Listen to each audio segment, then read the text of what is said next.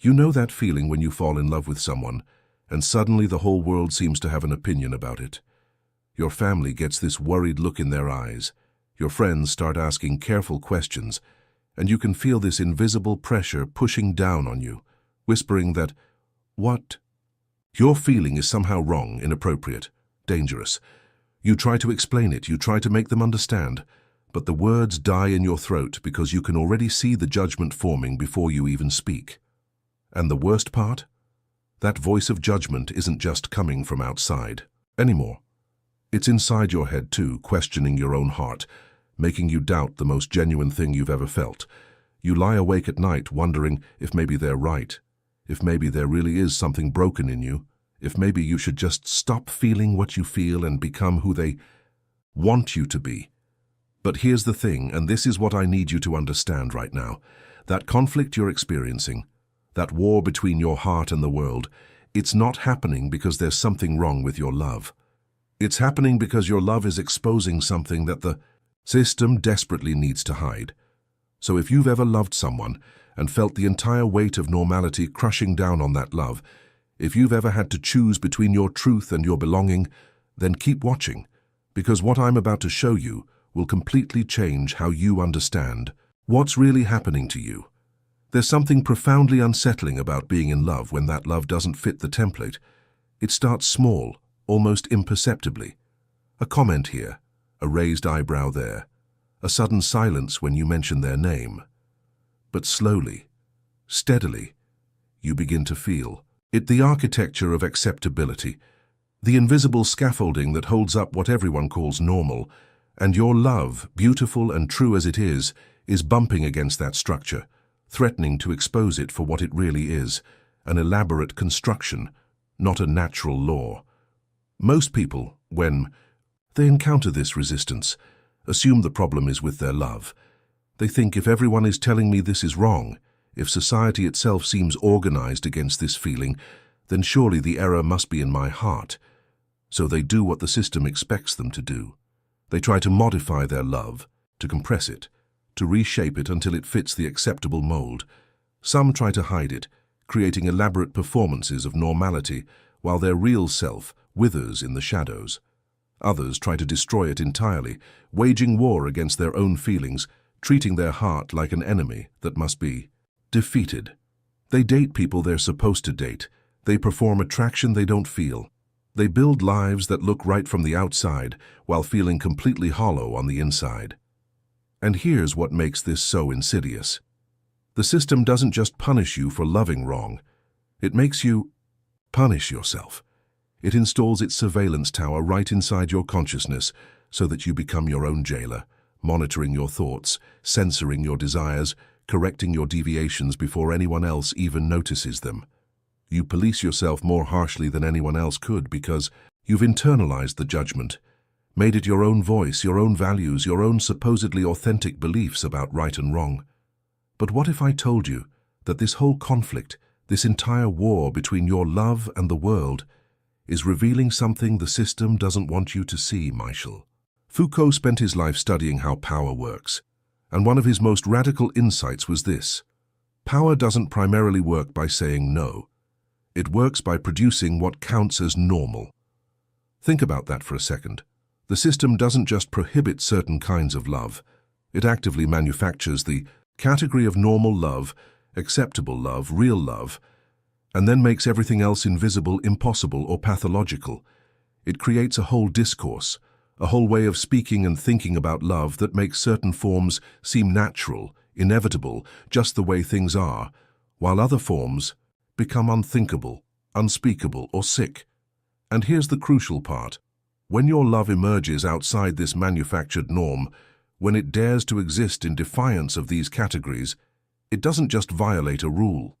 It exposes the rule itself as arbitrary, as constructed, as something that was made, and therefore can be unmade. Your love becomes dangerous not because it's wrong, but because it's revealing. It's showing that the emperor has no clothes, that what everyone calls natural is actually a highly maintained, carefully policed system of social organization. The system enters into conflict not with you specifically, but with the threat you represent.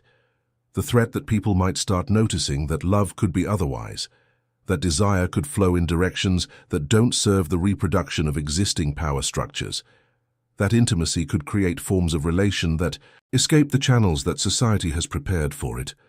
This is why the reaction is often so disproportionate to what you're actually doing. You're just loving someone. But to the system, you're committing an act of revelation, of exposure, of dangerous visibility.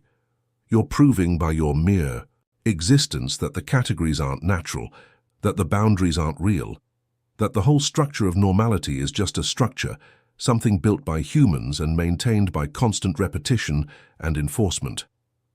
Now, Foucault would say that what we call identity, including our sexual and romantic identities, are not discoveries of who we truly are, but productions of what power wants us to be. The system doesn't just repress certain sexualities or forms of love. It actually produces sexuality itself as a dense transfer point of power. It makes us organize our entire sense of self around these categories, makes us think that our deepest truth is located in our desire, and then it controls us by controlling the acceptable forms that desire can take. When you love outside the norm, you're not just breaking a rule.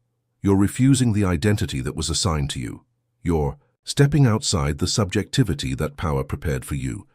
And this is terrifying to the system because power depends on our compliance, on our willingness to inhabit the categories it creates, to police ourselves according to the norms it establishes, to experience our own desires as either normal or abnormal, healthy or sick, right or wrong.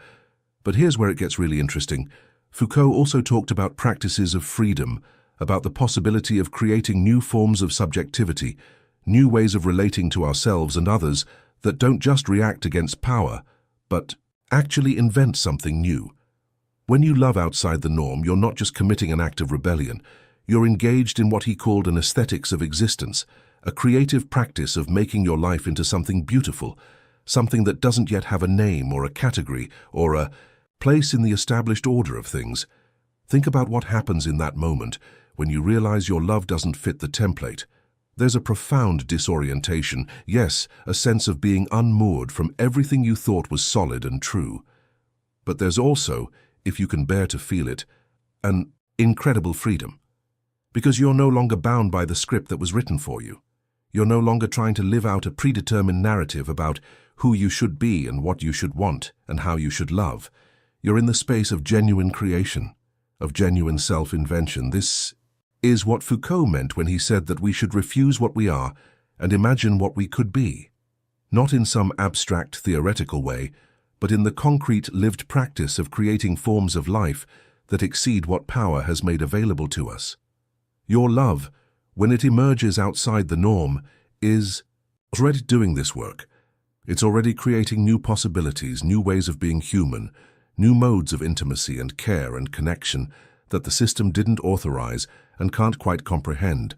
And this is precisely why the conflict is so intense. The system isn't stupid. It knows that every instance of love that escapes its categories is a potential model for others, a living proof that things could be different. This is why there's such investment in making sure these loves remain invisible, shameful, or tragic. Because if they became visible, celebrated, normalized in a different way, the whole structure of normality would start to crack. People would start asking why love has to look a certain way, why desire has to flow in certain channels, why intimacy has to be organized according to these particular rules and not others. The surveillance, the judgment, the pressure you feel, it's not really about you personally. You're a threat to a whole regime of truth, a whole system of knowledge and power that organizes human life around very specific norms of sexuality, family, reproduction, and social relation. Your love is a kind of practical critique, a living argument against the inevitability of things as they are. And the system responds to this threat not primarily with direct repression, though that certainly happens, but with what Foucault called normalization. It tries to absorb you, to make you into a recognized category, to give you an identity that it can then manage and control. Or it tries to pathologize you, to make you into a case, a syndrome, something that requires treatment or correction, or at least sympathetic understanding from experts who know better than you what your desire really means. The goal is always the same: to prevent your love from remaining as pure scandal, as radical questioning, as the simple and profound fact that you love who you love, and this love creates a form of life that doesn't yet have a name. Let me tell you about someone I once knew, a person who fell in love in their 40s with someone their family and community found completely unacceptable. The details don't matter as much as what happened inside this person during the months that followed. At first they tried to explain, to justify, to make the love make sense within the existing framework of values and beliefs that everyone shared. But nothing worked. Every explanation was met with more concern, more intervention, more pressure to end it. And slowly, painfully, this person came to a realization. The problem wasn't that they were explaining it wrong.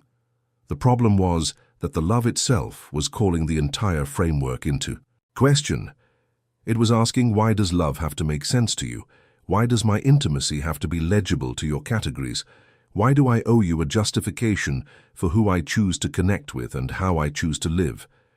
And once they arrived at these questions, something shifted. They stopped trying to translate their love into acceptable terms. They stopped apologizing for it or defending it or hiding it. They simply lived it. They created a form of life that honored what they felt, that took their love seriously as a source of truth and meaning, regardless of whether anyone else recognized or approved of it. The consequences were real. Some relationships ended, some doors closed, some comforts and securities were lost. But something else emerged, something Foucault would have recognized immediately.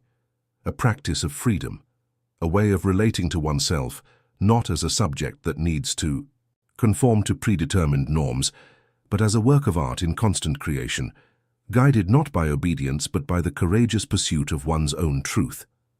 Years later, this person told me that the love itself, whether it lasted or not, was less important than what the love made possible. It cracked them open.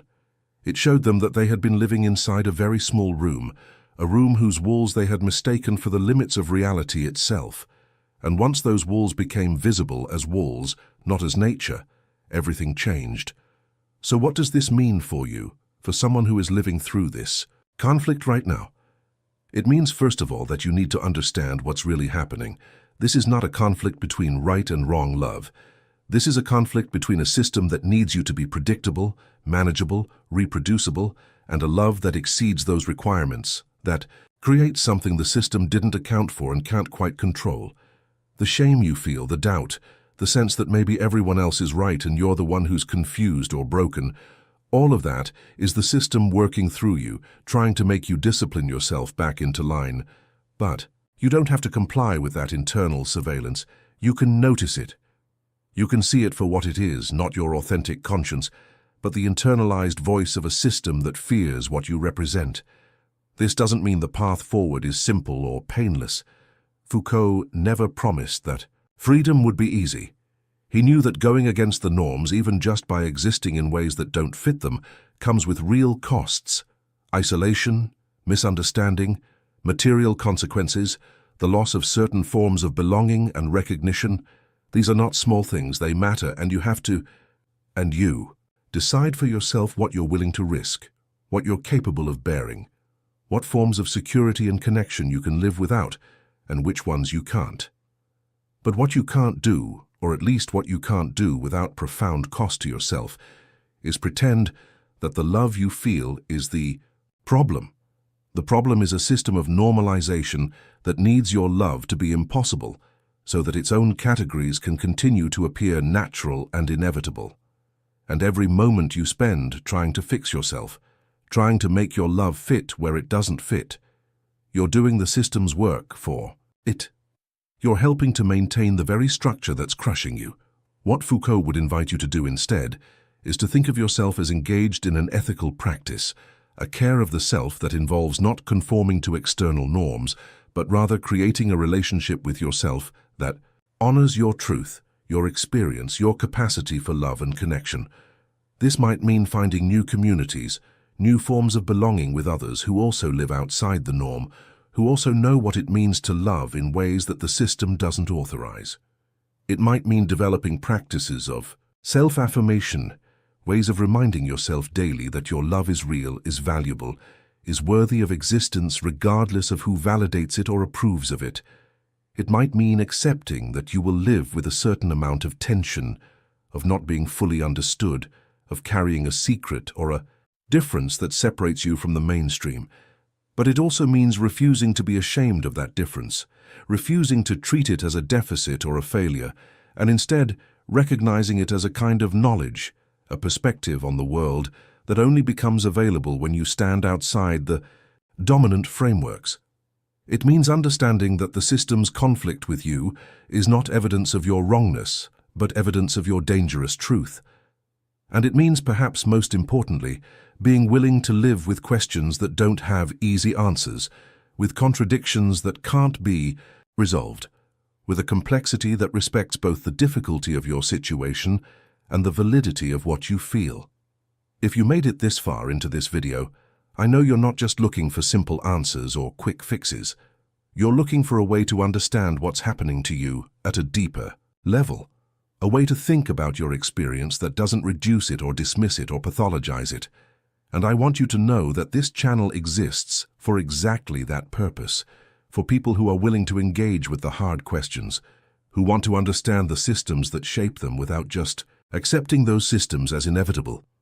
Every week I create content that explores these intersections of philosophy, spirituality, and lived experience, trying to give people tools to think differently about their lives and their struggles. If you want to continue this conversation, if you want to keep going deeper into these questions of power, freedom, identity, and transformation, subscribe to the channel and turn on notifications. Not because I need the numbers, but because you deserve a space where your complexity is honored, where your questions are taken seriously, where your non-normative experiences are treated as sources of insight rather than problems to be solved.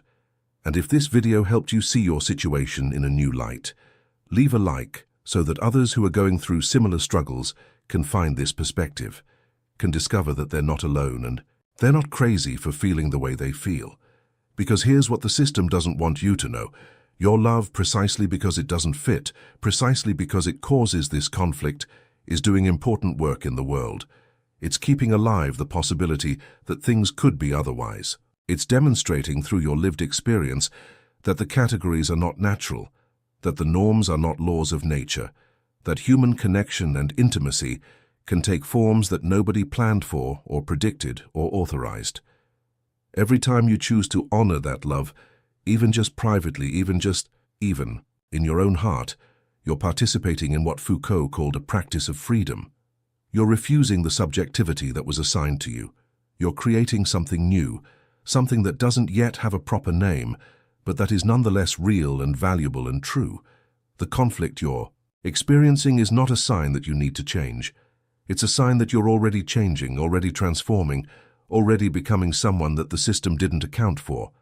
And yes, that's uncomfortable. Yes, that's difficult. Yes, that comes with costs and losses and moments of profound loneliness. But it also comes with something the system can never give you, the freedom to be genuinely yourself, to love genuinely as you love, to live a life that is yours and not just a performance of someone else's script for how life should be lived. So when you feel that pressure, when you hear those voices telling you that your love is wrong or impossible or too much or not enough, remember this: the conflict is not proof of your error. The conflict is proof that you're touching something real, something the system desperately needs to keep hidden. Your love is revealing the arbitrary nature of the norm. It's showing that things could be different. It's proving by its mere existence that the boundaries are not where they claim to be, that the limits are not real limits, but constructed barriers that can be crossed, challenged, reimagined. And that is precisely why the system enters into conflict with it.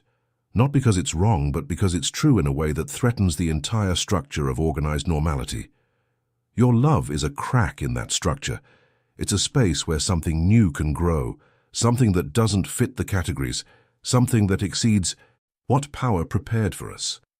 And the question is not whether you can make that love fit into the world as it is, but whether you have the courage to let that love transform you, to let it make you into someone who can live with uncertainty and difference and the beautiful, terrifying freedom of creating your own form of life. That's the real challenge. Not convincing others, not making it make sense to the system, but staying true to what you know in your deepest heart, to be real, and building a life that honors that truth, regardless of who understands it or approves of it or can even